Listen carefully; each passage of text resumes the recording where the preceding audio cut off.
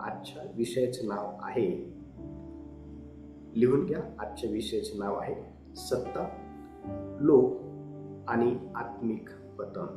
आजचा जो विषय आहे त्याचं नाव लिहून घ्या, सत्ता, लोभ आणि आत्मिक पतन. ठीक आहे, हा आपला आजचा विषय आहे. आणि ह्या विषयामध्ये 3 वेगवेगळे भाग आहेत. येणाऱ्या दिवसांमध्ये हे सर्व आपण काय करणार आहोत, सविस्तरपणे पवित्र शास्त्रातून शिकणार आहोत. आता आपण पाहतो की सर्वात जास्त पतन हे आत्मिक व्यक्तीचं आणि त्यातल्या त्यात ज्याच्यावर जबाबदारी देवाने टाकलेली असते त्या पुढाऱ्याचं ज्या कारणांमुळे होतं, ती जी 2 कारणं आहे ती आहे सत्ता आणि लोभ. ठीक आहे, ह्या 2 कारणांमुळं आपण पाहतो की पतन जे आहे ते लवकर होतं. अशी अनेक कारणं आहेत. जर त्या सर्व कारणांना जर शिकवायला जर सुरुवात केली तर मग हा जो विषय आहे हा फार मोठा होईल. पण आज संध्याकाळच्या वेळेला जी 2 कारणं आपण पाहत आहोत, ह्या 2 कारणांमुळं कशा प्रकारे एका आत्मिक पुढाऱ्याचं पतन जे आहे ते होतं हे आपण समजून घेणार आहोत. आणि पवित्र शास्त्र ज्यावेळेला आपण वाचतो तर उत्पत्तीच्या पुस्तकापासून तर प्रगटीकरणाच्या पुस्तकापर्यंत आपल्याला अनेक असे पुढारी पाहायला भेटतात ज्यांचं पतन एक तर सत्तेमुळे झालेलं आहे, नाहीतर मग त्यांच्या ठाई असलेला जो काही लोभ आहे त्यामुळे झालेला आहे. आणि मग हे जे काही विषय आहे हे आज आपण व्यवस्थितपणे समजून घेणार आहोत. कारण आता तुम्ही लहान नाहीये, आता तुम्ही प्रौढ झालेले आहात.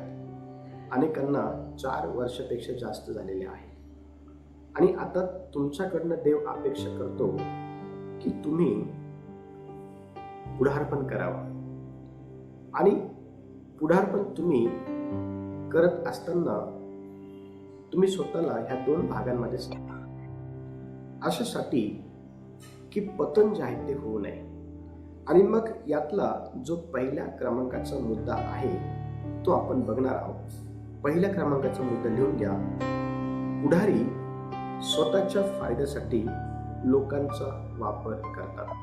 मुद्दा क्रमांक 1 टाका आणि लिहा, पुढारी स्वतःच्या फायद्यासाठी लोकांचा वापर करतात. आता आपण जर वर्तमान समयामध्ये खऱ्या अर्थाने जर पुढाऱ्याचं जर अवलोकन केलं आणि तो करत असलेली जी काही सेवा आहे तिचं जर आपण अवलोकन केलं तर आपल्याला जास्तीत जास्त पुढारी हे स्वतःच्या फायद्यासाठी लोकांचा वापर जो आहे ते करताना दिसून येतात.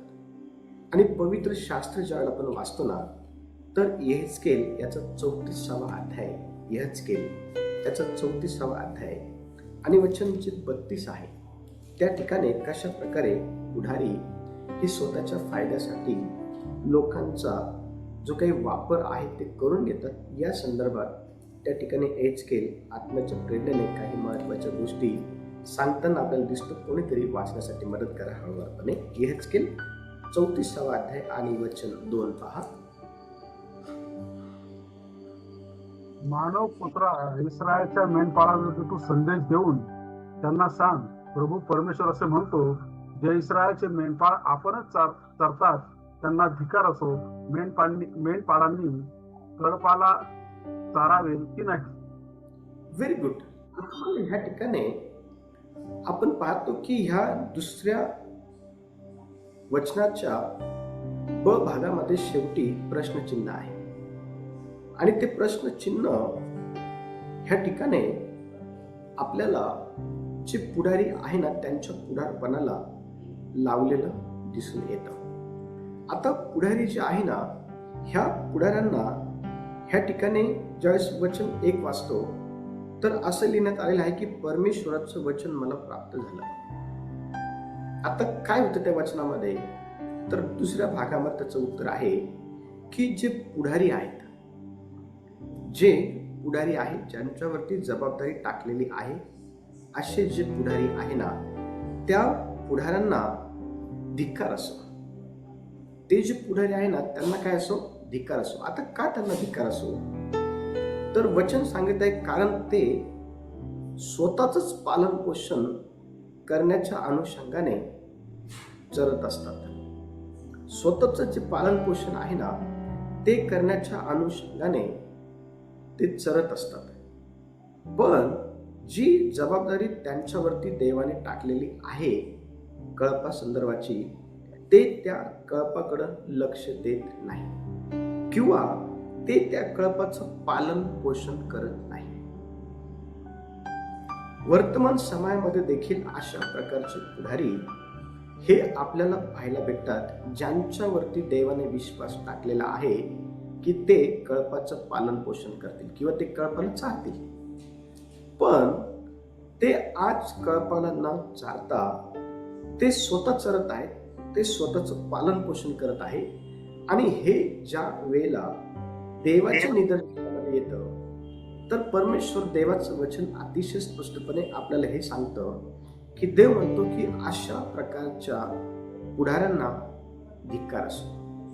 अशा प्रकारचे जे पुढारी आहे त्यांना काय असो, त्यांना धिक्कार असो. लक्ष द्या, आपण ज्या वेळेला मत्तेचं पुस्तक ज्या वेळेला आपण काढतो 21वा अध्याय 12 आणि 13 वचन जेव्हा आपण वाचतो ना, तर ह्या ठिकाणी देखील आपल्याला पुढाऱ्यांनी जे आहे ना, स्वतः चरण्यासंदर्भात देवाच्या मंदिरामध्ये अनेक चुकीच्या गोष्टींची उपाययोजना जी आहे ती करून ठेवलेली होती. आणि एकीकडे ते देवाच्या मंदिरामध्ये येणारे जे काही लोक आहे ना, त्यांची ते लूटमार करत होते. आता मत्तेचं पुस्तक 21वा अध्याय आपण काढूया आणि 12 ते 13 वचन आपण वाचणार आहोत. नंतर येशू देवाच्या मंदिरात गेला आणि मंदिरात जे क्रय विक्रय करत होते त्या सर्वांना त्याने बाहेर घालून दिले. सराफाचे चौरंग व कबुतरी विकणाऱ्यांच्या बैठका पालथ्या केल्या. तो त्यांना म्हणाला, माझ्या घरास प्रार्थना मंदिर म्हणतील असे लिहिले आहे, परंतु तुम्ही ते लुटारांची गुहा करत आहात. Very good. बघा, वचन किती स्पष्ट सांगतं की पुढाऱ्यांनी देवाच्या सेवेमध्ये स्वतःचं पालन पोषण करण्याच्या अनुषंगाने, कुणाचा तरी माईक बंद आहे, जो आवाज आहे तो येत आहे. सर्वांनी आपलं माईक जे आहे ते चेक करा आणि जर तो ऑन असेल तो बंद करा, किंवा मनीष भाई किंवा दिव्या असेल तर कृपा करून तो माईक बंद करा. यदि वो माईक शुरू है तो बंद कीजिए. ओके, लक्ष द्या. आता ह्या ठिकाणी आपण काय पाहतो, देवाचं वचन आपल्याला अतिशय स्पष्टपणे हे सांगत आहे की पुढाऱ्यांनी स्वतःचं पालन पोषण करण्याकरता देवाच्या मंदिराला देखील सोडलं नाही. आज देखील वर्तमान समयामध्ये स्वतःचं पालन पोषण करण्याकरता पुढारी देवाच्या सेवेला देखील जे आहे ना सोडत नाही. ह्या ठिकाणी प्रभू येशू ख्रिस्त अतिशय स्पष्टपणे पुढाऱ्यांना उद्देशून ही गोष्ट म्हणत आहे की तुम्ही माझ्या मंदिराला जे आहे ना लुटारूंची गुहा केलेली आहे. आता ह्या देवाच्या मंदिरामध्ये जे काही व्यापार आहे सुरू असलेले येणाऱ्या दिवसांमध्ये आपण ते बघणार आहोत. कारण हा जो भाग आहे, ह्या भागामध्ये इतिहास जो आहे तो दडलेला आहे. का त्या ठिकाणी कबूतर जे आहे, चौरंग जे आहे, किंवा जे काही अर्पण आहे त्या ठिकाणी का विकलं जात असेल ते आपण येणाऱ्या दिवसांमध्ये शिकणार आहोत. पण मला तुम्हाला या ठिकाणी हे सांगायचं आहे, हे शिकवायचं आहे की देवाचं मंदिर जे आहे ना, हे लूटमार करण्याची जी काही जागा आहे ती पुढाऱ्यांनी करून ठेवलेली होती. आणि आज देखील मोठ्या प्रमाणामध्ये ज्यांच्यावरती जबाबदारी टाकण्यात आलेली आहे, तेच जबाबदार व्यक्ती देवाच्या सेवेमध्ये स्वतःचं पालन पोषण करण्याच्या अनुषंगाने लूटमार करताना आपल्याला दिसतात. आणि ते जे आहे ना, ते त्यांच्या जबाबदारीपासून पळ काढतात, किंवा जी जबाबदारी त्यांच्यावर टाकलेली आहे कळपाचं पालन पोषण करण्यासंदर्भाची किंवा मेंढरांचं पालन पोषण करण्यासंदर्भाची, ती त्या ठिकाणी झटकून टाकतात. ते फक्त स्वतःचाच विचार करतात, स्वतःच्या चरणासंदर्भात ते विचार करतात, स्वतःच्या पालन पोषणा संदर्भात ते विचार करतात. त्यांना कळपाशी काही घेणं देणं नाही, त्यांना मेंढरांशी काही घेणं देणं नाही. आणि म्हणून ही गोष्ट ज्या वेळेला देवाच्या नजरेत आली त्यावेळेला देवाने वचन स्पष्टपणे सांगतं की एहेजकेलला हे सांगितलं. आणि एहेजकेल म्हणत आहे की परमेश्वराचं वचन मला प्राप्त झालं. लक्ष द्या, त्या काळामध्ये देखील अशा प्रकारचे पुढारी होते, त्यांचं पुढारपण देवाच्या दृष्टीमध्ये आलं. आणि ह्या काळामध्ये देखील अशा प्रकारचे पुढारी आहेत. आणि त्यांचं देखील जे काही पुढारपण आहे ना, जे देवाला मुळीच मान्य नाहीये, ते देखील देवाच्या दृष्टीमध्ये आलेलं आहे. आणि मग देव अशा प्रकारच्या पुढाऱ्यांना जे आहे ना, तुम्हाला धिक्कार असो अशा प्रकारचे जे काही शब्द आहेत ते वापरतो. आणि म्हणून आपण आपल्या स्वतःच्या पुढारपणाकडे लक्ष देणं फार गरजेचं आहे की कशा प्रकारचं पुढारपण करण्यासाठी देवाने आपल्याला निवडलेलं आहे. ते जर आपल्याला कळालं तर आपण चांगल्या प्रकारे देवाच्या आत्म्याच्या साहाय्याने देवाला आवडेल अशा प्रकारचं पुढारपण केल्याशिवाय राहणार नाही. आणि मग आपण जर चांगलं पुढारपण केलं तर आपल्याला देव जो आहे ना, शाबास भल्या व विश्वासू दासा, तू थोडक्या गोष्टींमध्ये विश्वासू राहिला आहे, अशा प्रकारचे जे काही शाबासकी आहे किंवा शब्द आहेत ते आपल्याला ऐकायला मिळतात. पण जर आपण व्यवस्थित पुढारपण केलं नाही तर मग आपल्याला तुम्हाला धिक्कार असो अशा प्रकारचं जे काही शब्द आहेत ते ऐकायला मिळतात. आणि म्हणून आपण आपल्या स्वतःचं आत्मपरीक्षण करणं फार गरजेचं आहे. जर आपल्याला जर देव कळलेला आहे तर देव आपल्याकडनं अधिक अपेक्षा करतो की आपण त्याच्यासारखं जीवन ह्या भूतलावरती काय करावं, जगावं. आणि म्हणून आपण प्रत्येकाने आपापली साक्ष जी आहे ती जपून ठेवणं फार गरजेचं आहे. दुसरा मुद्दा क्रमांक 2 लिहा. मुद्दा क्रमांक 2 लिहा. पुढारी सत्य लपून ठेवतात आणि खोटं शिक्षण देतात किंवा खोटं शिक्षण शिकवतात. परत एकदा मुद्दा क्रमांक 2 सांगतो, लिहून घ्या. पुढारी सत्य लपवून ठेवतात आणि खोटं शिक्षण कळपाला देतात, खोटं शिक्षण शिकवतात.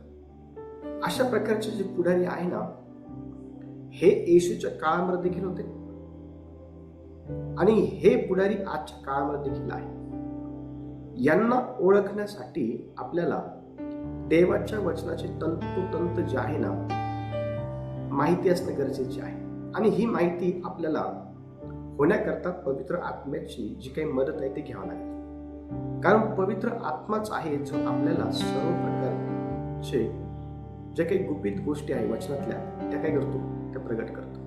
आणि बघा, वचन सांगत आहे ज्या वेळेला आपण इर्मयाचं पुस्तक 23वा अध्याय आणि वचन 16 आपण काढतो ना, तर त्या ठिकाणी खोट्या संदेष्टांची ऐकू नका, ते फसवतात व परमेश्वराच्या मुखातल्या गोष्टींचा संदेश जो आहे तो ते त्या ठिकाणी सांगत नाही. या संदर्भात इर्मया काही महत्वाच्या गोष्टी सांगताना आपल्याला 23व्या अध्यायाच्या 16 वचनात दिसतं. बघा त्या ठिकाणी काय लिहिलेलं आहे. 23व्या अध्यायाचं 16 वचन काय म्हणत आहे.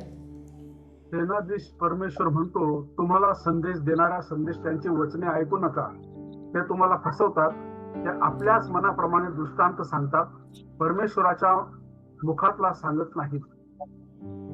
Very good. बघा, ह्या ठिकाणी वचन आपल्याला स्पष्टपणे हे सांगत आहे की जे पुढारी आहे ते कशा प्रकारे सत्य लपवून ठेवतात आणि जे काही खोटं शिक्षण आहे ते देतात, हे ह्या वचनातून आपल्याला समजतं.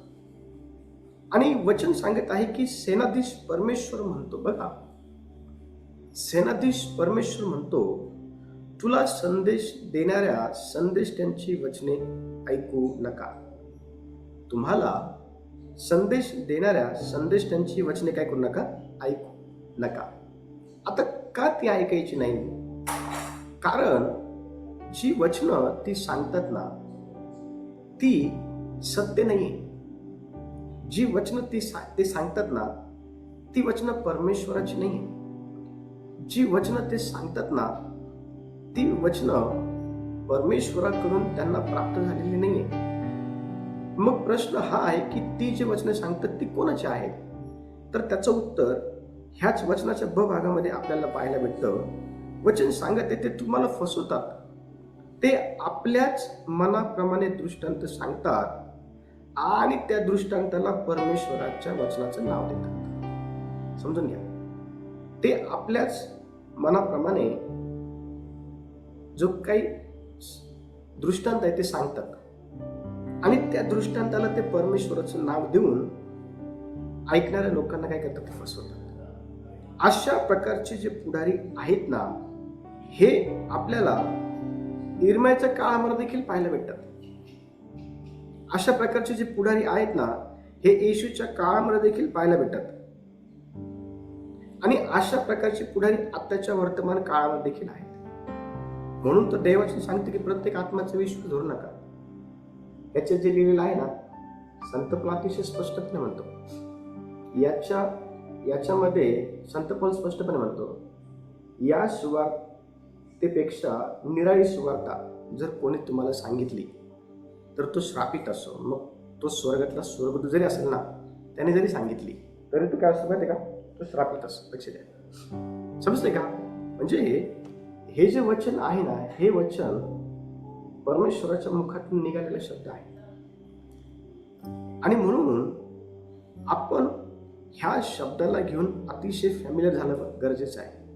अतिशय हे जे वचन आहे ना, ह्या वचनाशी आपण अतिशय क्लोज आपण आपल्या स्वतःला करणं फार गरजेचं आहे. इर्मया अतिशय स्पष्टपणे खोट्या संदेष्टांचा ह्या वचनातून निषेध करत आहे. आपल्याला देखील देवाच्या आत्म्याच्या साहाय्याने अशा प्रकारच्या खोट्या पुढाऱ्यांना, जे सत्य शिक्षण लपवून ठेवतात आणि खोटं शिक्षण देतात, यांचा निषेध करता आला पाहिजे. ते पण तोंडावरती, मागे नाही. यांचा जो निषेध आहे ना, यांच्या शिकवणीचा निषेध करता आला पाहिजे. का माहिती का? कारण हे फसवण्याच्या उद्देशाने स्वतःच्या मनाप्रमाणे दृष्टांत सांगतात आणि त्या दृष्टांताला ते परमेश्वराच्या वचनाचा काय करतात माहिती का? रेफरन्स, म्हणजे परमेश्वराचे वचन आहे असं सांगतात, पण ते परमेश्वराचं वचन नसतं. कारण ज्या वेळेला आपण पाहतो, ज्या वेळेला आपण पहिले राजे 22 अध्याय, माफ करा, पहिले राजे 22 अध्याय आणि 6 ते 8 वचन आपण ज्यावेळेस काढतो ना, तर ह्या ठिकाणी पहिले राजे 22 अध्यायामध्ये आपल्याला हे पाहायला भेटते की कशा प्रकारे जे खोटे पुढारी आहेत त्यांनी परमेश्वराचा शब्द हा आहे असं सांगून त्या ठिकाणी जो काही राजा आहे त्याला फसवलं. त्या ठिकाणी बघा किती संदेश आहेत ते पण आपण पाहणार आहोत. कोणीतरी 6 ते 8 पर्यंत वाचा. 22 अध्याय पहिले राजे 6 ते 8. इस्रायलाच्या राजाने सुमारे 400 संदेष्टे जमवून त्यांना विचारले, मी रामोत गिलादावर चढाई करून जाऊ का नको?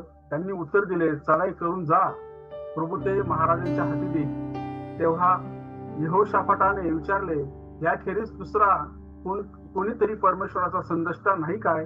त्याला आम्ही प्रश्न विचारू. इस्रायल राजा यहोशाफाटास म्हणाला, ज्याच्याद्वारे परमेश्वराचा सल्ला घेता येईल असा आणखी एक मनुष्य आहे, पण मला त्याचा तिरस्कार वाटतो, कारण मला अनुकूल असा संदेश तो कधीही देत नाही, प्रतिकूल तेवढाच देतो. तो एल्माचा पुत्र मिखाया होय. यहोशाफाटा म्हणाला, महाराजांनी असे बोलू नये. Very good. आता बघा ह्या ठिकाणी यहोशाफाट राजा आहे आणि ह्या राजाने वचन अतिशय स्पष्टपणे आपल्याला हे सांगतं की त्याने एकूण 400 जे काही पुढारी आहे ना त्यांना एकत्र काय केलं? जमलं. ठीक आहे, 400 पुढाऱ्यांना एकत्र त्याने बोलवलं, संदेश त्यांना, आणि त्याने विचारलं, काय मी रामोत गिलादावर चढाई करून जाऊ का नको? त्या काळामध्ये संदेष्टे हे परमेश्वराचं मुख होते आणि संदेष्टा जर बोलला की जा चढाई कर, तर राजे लोक जायचे, चढाई करायचे आणि तो जो काही ते जे काही ठिकाण आहे ते हस्तगत करायचे. आणि राजाला असं वाटलं की मी 400 संदेष्टांना एकत्र केलेला आहे आणि यांना मी प्रश्न विचारल की मी ह्या शहरावरती चढाई करू की नको. तर 400चे 400 संदेश त्या ठिकाणी राजाला खुश करण्याच्या अनुषंगातून देवाचं सत्यवचन लपून ठेवून त्यांनी खोटं जे काही गोष्टी आहे ना राजाला काय केलं सांगितल्या. आणि ते म्हटले की जा, प्रभू त्या सर्व ना गोष्टींना काय म्हणते की तुमच्या हाती देईल. लक्ष द्या, ह्या ठिकाणी आपण काय पाहतो, देवाने त्याचं वचन जे आहे ना सत्य सांगण्यासाठी दिलं आहे, पण पुढारी सत्य लपून ठेवतात. पुढारी जे आहे ना सत्य काय करतात माहिती का, लपून ठेवतात. ह्या ठिकाणी आपण पाहतो की आबाच्या काळातील जे पुढारी आहे ना राजाला खुश करण्यासाठी खोट्या गोष्टी काय केलं त्यांनी त्या ठिकाणी त्या राजाला बोलले आणि त्यांनी सत्य लपून ठेवलं. पण एक व्यक्ती त्या ठिकाणी होता आणि राजा म्हणाला की यांच्या खेरीज अजून दुसरा कोणी व्यक्ती आहे का वचन 7 मध्ये. आणि त्या ठिकाणी एक व्यक्ती होता आणि तो व्यक्ती जो आहे ना तो आपल्याला पाहायला भेटतो 8व्या वचनाच्या ब भागामध्ये. तो इमलाचा पुत्र मिखाया होता. आणि तुम्हाला माहिती का, मिखाया ह्या 400 संदेष्टांपैकी एक नव्हता, तो वेगळा होता. आणि यहोशाफाट म्हणतो की हा मला कधीच चांगल्या गोष्टी सांगत नाही, हा मला प्रतिकूल अशा प्रकारचा जो काही संदेश, अनुकूल अशा प्रकारचा संदेश जो आहे ना तो कधीच देत नाही, हा मला नुसता प्रतिकूल संदेश देतो. लक्ष द्या, खरं बोलणारा व्यक्ती कोणालाही आवडत नाही. सत्य आणि तो पण तोंडावर सांगणारा व्यक्ती हा कुणालाही आवडत नाही. का माहिती का, कारण देवाचं जे वचन आहे ना, वचन स्पष्टपणे सांगतं सत्य तुम्हाला समजेल आणि सत्य तुम्हाला बंधनातून मुक्त करेल. आणि लोकांना सत्य आवडायला आवडत नाही, सत्य ऐकायला लोकांना आवडत नाही म्हणून ते बंधनामध्ये राहतात. द्या, लोकांना सत्य ऐकायला जर आवडलं असतं ना तर ते ज्या बंधनामध्ये आहे ना त्यातून त्यांची सुटका झाली असती. पण लोकांना सत्य आवडत नाही ऐकायला म्हणून तर ते बंधनामध्ये वेगवेगळ्या प्रकारच्या. आज पुढारी करत असलेल्या चुका जर एखाद्या देवाच्या प्रामाणिक सेवकाच्या दृष्टीत जर आल्या आणि त्याने जर देवाच्या आत्म्याच्या साहाय्याने त्यांना जर त्यांच्या चुकीच्या गोष्टी दाखवल्या तर ते त्या ऐकत नाही, ते त्या स्वीकारत पण नाही. त्या उलट ते जे आहे ना त्यांचं जे काही खरं रूप आहे ते दाखवून देतात. ह्या ठिकाणी बघा 400 संदेष्ट होते पण त्यांच्यामध्ये एकही देवाचा शब्द सांगणारा नव्हता. म्हणजे काय माहिती का, निवडलेले बोलवलेले पुष्कळ आहे पण निवडलेले कसे माहिती का, थोडे. वचन सांगतं बोलवलेले पुष्कळ आहे पण निवडलेले कसे माहिती का, निवडलेले थोडके. म्हणून तुम्हाला मागच्या दिवसामध्ये सांगितलं स्वर्गाच्या राज्यामध्ये कोण जाईल. स्वर्गाच्या राज्यामध्ये जाणारा रस्ता जो आहे ना तो कसा आहे तुम्हाला सांगितलं आहे. फार कमी लोक त्या वाटेने जे जातात. लक्ष दे, ह्या ठिकाणी काय पाहायला भेटत आहे आपल्याला, इमलाचा पुत्र मिखाया जो आहे ना हा देवाचं सत्य वचन यहोशाफाट राजाला सांगायचा. आणि म्हणून यहोशाफाट राजा म्हणतो मला त्याचा ना तिरस्कार वाटतो. खरं बोलणारा व्यक्ती कोणाला आवडत नाही, त्याचा तिरस्कार, त्याचा रागराग करतात लोक. आणि ज्या वेळेला एखादा व्यक्ती खरं बोलणाऱ्या व्यक्तीचा रागराग करतो त्यावेळेला रागराग करणाऱ्या व्यक्तीला बंधनामध्येच राहायला आवडतं, बंधनातून मुक्त व्हायला आवडत नाही, हा त्याचा अर्थ होतो. बघा वचन स्पष्टपणे आपल्याला सांगतं की आताचे जे पुढारी आहे ना सत्य लपून ठेवतात आणि खोटं जे शिक्षण आहे ते कळपाला देतात. खोटं जे शिक्षण आहे ते देवाचं लोकांना सांगतात, सत्य सांगत नाही, सत्य नाही सांगत. येशू अतिशय स्पष्टपने आपल्याला हे सांगताना दिसून येतो की मार्ग, सत्य व जीवन मीच आहे. माझ्याकडे आल्या वाचून कोणीही तिच्याकडं जात नाही. आणि येशूने त्याच्या जीवनामध्ये कधीही खोट्या गोष्टी ज्या आहे ना लोकांना सांगितल्या नाही. वचन स्पष्टपणे सांगतं की अनेक पुढाऱ्यांनी, अनेक लोकांनी येशूचं वचन ऐकलं, ते खिन्न झाले, निघून गेले, त्यांचे तोंड उतरले, ते निघून गेले. परत ते येशूच्या मागे चालले नाही. का? कारण येशूने त्यांना सत्य सांगितलं म्हणून. सत्य सांगितलं म्हणून. हो, सत्य सांगणारा आणखीन एक व्यक्ती आपल्याला नवीन करण्यामध्ये दिसतो, ज्याचं नाव योहान बाप्तिस्मा करणार आहे. तो म्हणतो, अहो सापाच्या पिल्लांनो. हो, ज्यावेळेला आपण योहानाचं पुस्तक टाकतो ना, त्या ठिकाणी आपल्याला पाहायला भेटतं. मत्तयाच्या पुस्तकामध्ये, लूक, मार्क या पुस्तकामध्ये आपल्याला त्या गोष्टी पाहायला भेटतात. लक्ष द्या, पुढाऱ्यांनी नेहमी सत्य जे आहे ना ते शिकवलं पाहिजे. पण दुर्दैव काय माहिती का, आत्ताचे पुढारी सत्य गोष्टी जे आहे ना शिकवत नाही. हे आत्ताच्या जबाबदार पुढाऱ्यांचं दुर्दैव आहे. आणि म्हणून देवाची सेवा वाढते, म्हणून देवाच्या सेवेला कुठेतरी खीळ बसते. म्हणून देवाच्या सेवेमध्ये जे आहे ना, आपण पाहतो की देवाचं जे विजन आहे, देवाचं जे दृष्टांत आहे ते पुढे जात नाही. कारण देवाचं विजन पुढे घेऊन जाण्याकरता देवाला खोटं बोलणारा व्यक्ती नको आहे, असत्य बोलणारा व्यक्ती नको आहे, देवाचं वचन लपून ठेवणारा व्यक्ती नको आहे. स्पष्टपणे बोलणारा, सत्य बोलणारा असा व्यक्ती, असा पुढारी देवाला पाहिजे नाही. आणि ते तुम्ही आणि मी बनावं यासाठी आपण नेहमी प्रार्थना केली पाहिजे. तिसरा मुद्दा क्रमांक 3 लिहा. पुढारी न्यायाचा गैरवापर करतात. मुद्दा क्रमांक 3 लिहा. पुढारी न्यायाचा गैरवापर करतात. आणि कशा प्रकारे आजचे पुढारी हे न्यायाचे गैरवापर करतात हे वचनातून आपण पाहूया. यशायाचे पुस्तक 10वा अध्याय आपण काढू. यशायाचे पुस्तक 10वा अध्याय आणि 1 आणि 2 वचन पहा.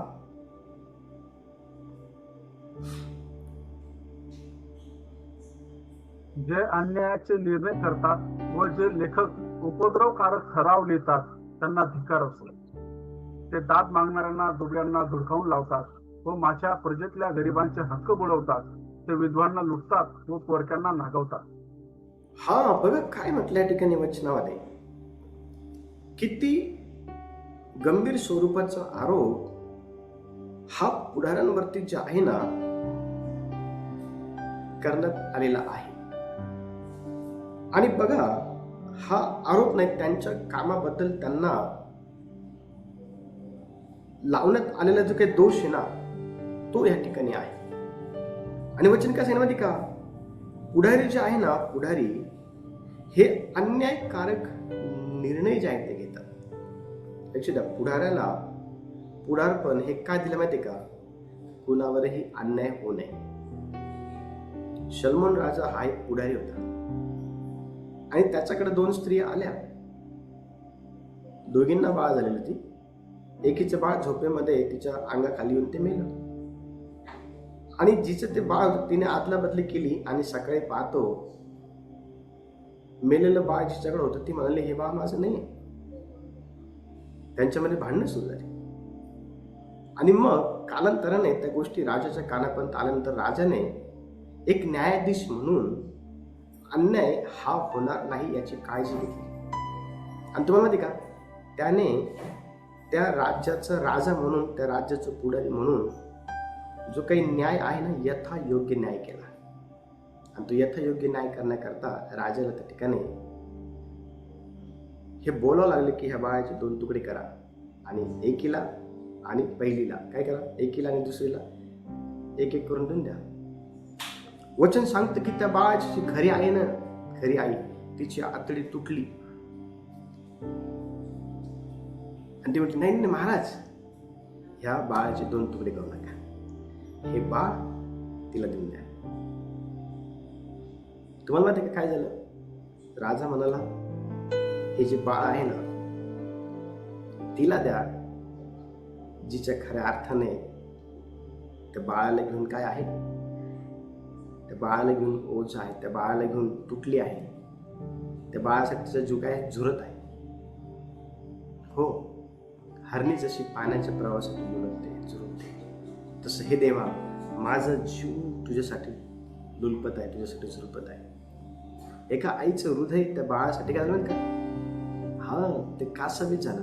तो राजा म्हणाला ते बाळ हिचं आहे, हिला देऊन द्या. लक्ष द्या, पुढाऱ्याचं काम काय असतं, कुणावरही अन्याय होऊ नये, योग्य तो न्याय हा पुढाऱ्याने कळपातल्या लोकांचं करणं फार गरजेचं आहे. पण पुढारी काय माहिती का, पुढाऱ्यांना सवय लागलेली आहे कसली, स्वतःचा फायदा कसा होईल ह्या गोष्टींचा. मग स्वतःचा फायदा करून घेण्याकरता पुढारी चुकीच्या लोकांना पण समर्थन देतात. पुढारी हा खरा न्याय का करत नाही माहिती का? कारण कुठंतरी पुढारी जे आहे ना, त्यांना स्वतःलाच सत्य गोष्टी आवडत नाही, खोट्या गोष्टी आवडतात, म्हणून ते योग्य नाही करत. आणि वचन काय सांगितलं की वचन स्पष्टपणे सांगतं यशायाच्या पुस्तकाच्या 10व्या अध्यायाच्या 1 आणि 2 वचनामध्ये की अन्यायकारक निर्णय जे आहे पुढारी घेतात व उपद्रव करणारे जे काही ठराव आहे ना, ते त्यांच्या कळपा विरोधामध्ये लिहितात. वचन सांगत आहे ते दुबळ्यांविषयी, विधवांविषयी, लुटमार जे आहे ना करण्याच्या अनुषंगाने जे काही न्याय आहे त्याचा गैरवापर करतात. अशा प्रकारचे पुढारी काही जुन्या काळामध्ये होते, हो होते. अशा प्रकारचे पुढारी येशूच्या काळामध्ये होते, हो होते. अशा प्रकारचे पुढारी आताच्या काळामध्ये आहे का? तर वचन सांगतं हो आहे. येशूच्या काळामध्ये देखील अशा प्रकारचे पुढारी होते. बघा वचन काय सांगत आहे. मत्तेचं पुस्तक 26वा अध्याय आपण काढू. मत्ते 26वा अध्याय आणि 59 आणि 60 वचन वाचण्यासाठी मला मदत करा. मत्ते 26वा अध्याय 59 आणि 60 वचन. मुख्य याजक संपूर्ण न्यायसभा हे येशूला जीवे मारण्याच्या हेतूने त्याच्या विरुद्ध खोटा पुरावा शोधत होते आणि बरेच खोटे साक्षीदार आले असताही तो त्यांना मिळाला नाही. तरी शेवटी दोघे खोटे साक्षी येऊन म्हणाले की यस, व्हेरी गुड. बघा ह्या ठिकाणी आपण काय पाहतो. ह्या ठिकाणी मुख्य याजक व जी काही न्यायसभा आहे ना, याचे पुढारी आहे, यांनी येशूचा जो काही न्याय आहे ना योग्य प्रकारे केला नाही. त्यांनी येशूचा जो काही न्याय आहे ना तो योग्य प्रकारे केला नाही. त्यांनी न्यायाचा गैरवापर केलेला आपल्याला पाहायला मिळतो. आणि कशा प्रकारे यांनी न्यायाचा गैरवापर केला माहिती का? ह्या पुढाऱ्यांनी येशूला खोट्या साक्षीदारांच्या साह्याने काय केलं माहिती का? दोषी ठरवलं आणि येशूचा न्याय केला. हो, कारण वचन स्पष्टपणे सांगत आहे बरेच खोटे साक्षीदार आले असताही त्यांनी बरेच खोटे साक्षीदार हे येशूला शिक्षा देण्याच्या अनुषंगातून उभे केलेले होते. आज देखील पुढारी हेच काम करतात, देवाचं काम नाही करत. आज वर्तमान समयामध्ये ज्यांच्यावरती कळपाची जबाबदारी टाकलेली आहे त्यांच्या जबाबदारीला घेऊन जर त्यांना विचारपूस केली तर ते त्या विचारपूस संदर्भात अंग झटकतात आणि विचारपूस करणाऱ्या व्यक्तीला दोषी करार देऊन त्याच्या विरोधामध्ये कारवाई करण्याकरता पण मागे पुढे असतात. या ठिकाणी हे जे पुढारी आहेत ना, न्यायसभा, या ठिकाणी सांगितलं याजक वर्ग, काय यांना पवित्र शास्त्र माहिती नव्हतं? माहिती होतं. यांना देवाचं वचन माहिती नव्हतं? माहिती होतं. यांना देवाचं वचन माहिती होतं, चांगल्या प्रकारे माहिती होतं. तरीही ह्यांनी ह्या ठिकाणी आपण पाहतो की येशूला जे आहे ना खोट्या साक्षीदारांच्या साह्याने दोषी करार दिला. आणि आज देखील अशाच प्रकारे पुढारी हे न्यायाचा गैरवापर करून स्वतःचा फायदा करून घेण्याच्या अनुषंगाने देवाच्या सेवेमध्ये धार्मिकतेचा खोटा मुखोटा घालून हे दाखवण्याचा प्रयत्न करतात की ते सेवक आहे. वचन सांगतं प्रत्येक आत्म्याचा विश्वास धरू नका. तर त्यांची काय करा माहिती का? त्यांची पारख करा की हा व्यक्ती देवाकडनं आहे किंवा नाही. हो, हा व्यक्ती देवाकडनं आहे किंवा नाही. आणि हा व्यक्ती देवाकडनं जर असेल तर तो देवाविषयीच्याच गोष्टींना प्राधान्य देईल. पण हा जर देवाकडून नसेल तर हा देवाविषयीच्या गोष्टींना प्राधान्य देणार नाही. हा सर्वात जास्त स्वतःचं पालन पोषण करणाऱ्या गोष्टींकडे लक्ष देईल. सर्वात जास्त खोटं शिक्षण सांगण्याकडे लक्ष देईल. सर्वात जास्त स्वतःचा फायदा करण्याच्या गोष्टीकडे लक्ष देईल. सर्वात जास्त चुकीचा न्याय करणाऱ्या गोष्टीकडे लक्ष देईल. आणि त्याहून तुम्हाला कळेल की संबंधित व्यक्ती जो स्वतःला सेवक म्हणत आहे, पुढारी म्हणत आहे, तो देवाकडनं नाही. तो जो आहे ना तो देवाकडनं नाही. म्हणून बघा, लक्ष द्या, संत पण म्हणतो जसं मी ख्रिस्ताचं अनुकरण करतो ना तसं तुम्ही माझं अनुकरण करा. लक्ष द्या, या दिवसांमध्ये अशा प्रकारचं पुढारी बनण्याकरता देवाने आपल्याला पाचारलेलं आहे आणि आपण आपल्या पाचारणामध्ये चालणं फार गरजेचं आहे. आपण आपल्या पाचरणामध्ये चालणं फार गरजेचं आहे. देवाचं जे वचन आहे ना, लक्ष द्या, देवाचं वचन खऱ्या अर्थाने काय सांगतं हे आपल्याला समजणं फार गरजेचं आहे. लक्ष द्या, देवाचं वचन हे खऱ्या अर्थाने आपल्याला आपल्या जीवनातील उणिवा दाखवतं.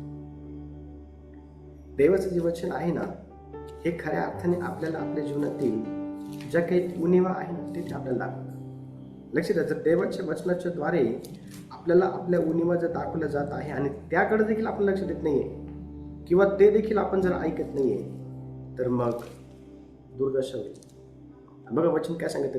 वचन दुसरं तिमोथी तिसरा अध्याय पहा. दुसरं तिमोथी तिसरा अध्याय आणि वचन 16 पहा.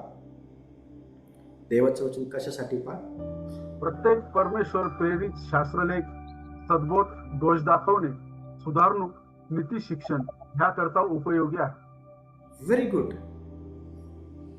हे जे तुमच्याकडे 66 पुस्तकांचं मिळून एक पुस्तक ज्याचं नाव पवित्र शास्त्र आहे, हे कशासाठी दिले माणसाला देवाने? माणसाने ते वाचावं आणि ते वाचल्यानंतर त्याला त्यातून सद्बोध प्राप्त व्हावा, त्याला त्याच्यातून त्याचे स्वतःचे दोष दिसावे, त्याला त्याच्यातून सुधारणुकीकरता काहीतरी मिळावं.